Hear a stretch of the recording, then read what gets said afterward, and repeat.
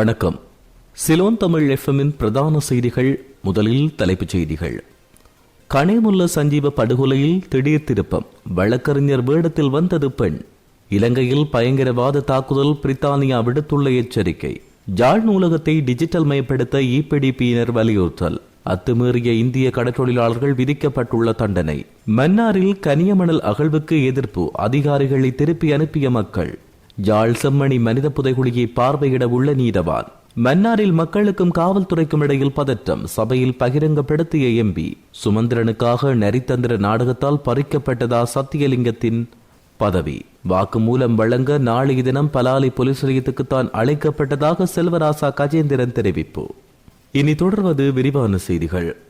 கனேமுல்ல சஞ்சீவை சுட்டுக்கொல்ல புதுக்கடை நீதிமன்ற வளாகத்துக்குள் வழக்கறிஞராக ஆணொருவர் உட்பட வழக்கறிஞராக பெண் ஒருவரும் மாறு வேடமிட்டுள்ள வந்துள்ளதாக காவல்துறை தெரிவித்துள்ளது. காவல்துறை ஊடக பேச்சாளர் அலுவலகத்தில் நடைபெற்ற விசேட ஊடகவியலாளர் சந்திப்பில் கலந்து கொண்டு உரையாற்றிய போது காவல்துறை ஊடக பேச்சாளர் புத்திக்க மனதுங்க இவ்வாறு தெரிவித்தார். வழக்கறிஞர் வேடமணிந்த நபர் நீதிமன்றத்துக்குள் வெறுங்கையுடன் நுழைந்து பின்னர் சம்பந்தப்பட்ட பெண்ணிடமிருந்து துப்பாக்கியை வழங்கியுள்ளதாக விசாரணையில் தெரிய வந்துள்ளது. கொழும்பு புதுக்கடை நீதிமன்ற வளாகத்துக்குள் துப்பாக்கிச்சூடு நடத்திய துப்பாக்கிதாரி அடையாளம் காணப்பட்டுள்ளதாக தெரிவிக்கப்படுகிறது. அவர் இவ்வாறு கைது செய்யப்பட்டுள்ளதாகவும் தெரிவிக்கப்படுகின்றது.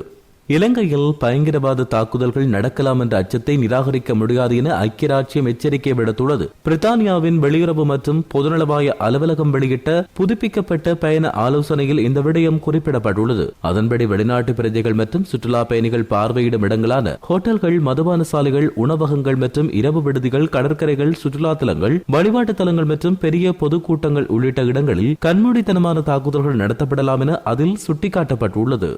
இந்த ஆண்டு வரவு செலவு திட்டத்தில் யாழ் நூலகத்துக்காக ஒதுக்கப்பட்ட நிதியில் நூலகத்தை டிஜிட்டல் மயப்படுத்த வேண்டும் என ஈழ மக்கள் ஜனநாயக கட்சி வலியுறுத்தியுள்ளது. யாழ் ஊடக மையத்தில் நேற்று நடைபெற்ற ஊடகவியலாளர் சந்திப்பில் அந்த கட்சியின் ஊடக செயலாளர் ஸ்ரீகாந்த் பன்னீர்செல்வம் இவ்வாறு குறிப்பிட்டார். அத்துடன் கடந்த வருட வரவு செலவு திட்டத்தை ஒத்த வரவு செலவு திட்டம் ஒன்று வருவதற்கான சாத்தியக்கூறுகள் இருப்பதாக எதிர்பார்த்தவாறு பெரும்பாலும் அவ்வாறு வரவு செலவு திட்டம் ஒன்று வெளியாகி இருப்பதாக அவர் குறிப்பிட்டார். அதன்போது தொடர்ந்து கருத்து தெரிவித்த ஸ்ரீகாந்த் பன்னீர்செல்வம், வடக்கை பொறுத்தவரை வீதி அபிவிருத்தி திணைக்களத்துக்கு சொந்தமான வீதிகளை முழுமையாக திருத்துவதற்கு சுமார் 10,000 மில்லியன் ரூபாய் தேவை என்று தெரிவித்துள்ளார்.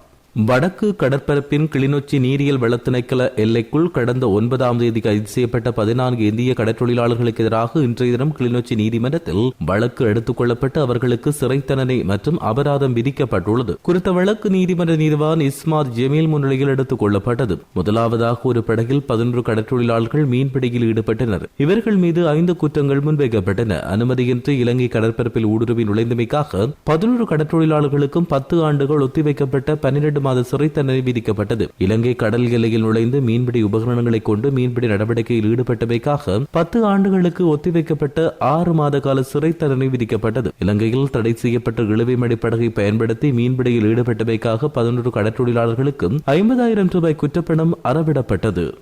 மன்னார் கொன்னியன் குடியிருப்பு பகுதியில் கனியமணல் அகழ்வுக்காக களவிஜயம் மேற்கொண்ட அதிகாரிகளை அந்த பகுதி மக்கள் திருப்பி அனுப்பி வைத்துள்ள சம்பவம் ஒன்று இடம்பெற்றுள்ளது. கடந்த 2 தடவைகள் கனியமணல் அகழ்வுக்கு மக்கள் எதிர்ப்பு தெரிவித்த நிலையில் நேற்று 3வது தடவையாக தமது எதிர்ப்பை வெளியிட்டுள்ளனர். மத்திய சுற்றாடல் அதிகார சபையின் தலைமையில் சுமார் 23 திணைக்களங்கள் கனியமணல் அகழ்வுக்கான சுற்றுச்சூழல் ஆய்வறிக்கையை வழங்க களவிஜயத்தை மேற்கொண்ட போது இறுதியில் எவ்வித நடவடிக்கையை முன்னெடுக்கப்படாத நிலையில் குறித்த குழுவினர் அனுப்பி வைக்கப்பட்டனர். கடந்த திங்கட்கிழமை மணல் அகழ்வுக்கு எதிராக போராட்டத்தை முன்னெடுப்பதற்கு மன்னார் நீதிமன்றத்தில் தடை உத்தரவு பெற்றுக் கொள்ளப்பட்ட நிலையில் இன்று காலை மத்திய சுற்றாடல் அதிகார சபையின் தலைமையில் சுமார் 23 திணைக்களங்கள் மன்னார் மாவட்ட செயலகத்துக்கு முன்பாக கட்டம் கட்டமாக வருகை தந்திருந்தனர். யாழ்ப்பாணம் செம்மணி பகுதியில் உள்ள மயானத்தில் கட்டடம் ஒன்று அமைப்பதற்காக கடந்த சில தினங்களுக்கு முன்னர் வெட்டப்பட்ட குழியில் அடையாளம் காணப்பட்ட மனித எச்சம் தொடர்பில் யாழ் நீதிமன்ற நீதிவான் களவிஜயம் ஒன்றை மேற்கொள்ள உள்ளார். குறித்த மனித எலும்புக்கூட்டு எச்சங்கள் கடந்த வியாழக்கிழமை மீட்டெடுக்கப்பட்டன.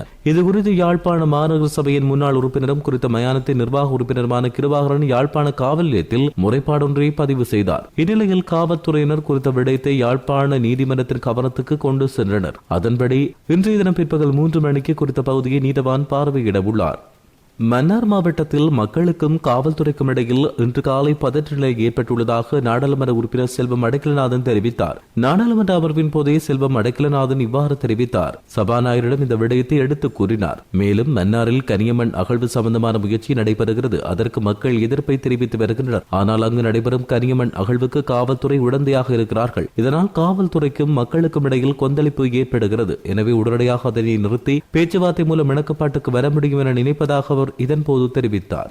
சத்தியலிங்கம் சுகவீனமிற்றிருப்பதால் சுமந்திரனுக்கு பதில் பொதுச் செயலாளராக பதவி வழங்கப்பட்டதாக தெரிவிக்கப்படும் நிலையில் சத்தியலிங்கம் உண்மையிலேயே சுகவீனமிற்று தான் இருக்கிறாரா என்பது தொடர்பில் சந்தேகம் எழுந்துள்ளதாக பிரித்தானியாவின் அரசியல் ஆய்வாளர் திவாகரன் தெரிவித்தார். அப்படி சத்தியலிங்கம் சுகவீனமிற்றிருந்தால் முக்கியமாக பார்க்கப்படும் தேசிய பட்டியல் குறித்தல்லவா கவனம் செலுத்தப்பட்டிருக்க வேண்டும். சத்தியலிங்கமும் தனக்கு சுகவீனம் என்பதால் நாடாளுமன்றத்தில் உரையாற்றுவது மற்றும் நாடாளுமன்றத்துக்கு செல்வது தொடர்பில் அல்லவா கவனம் செலுத்தி இருக்க வேண்டும். ஆனால் கட்சி குறித்து அதீத கவனம் ஏன்? கட்சி வேலை என்பது அவரின் வீட்டில் இருந்து செய்யும் வேலைதானே. அது குறித்து அவிது கவனம் செலுத்துவது ஏன்? காரணம், இங்கு திட்டமிட்டு நெறித்தந்திர நாடகம் ஒன்று நடத்தப்படுவதாக அவர் தெரிவித்தார்.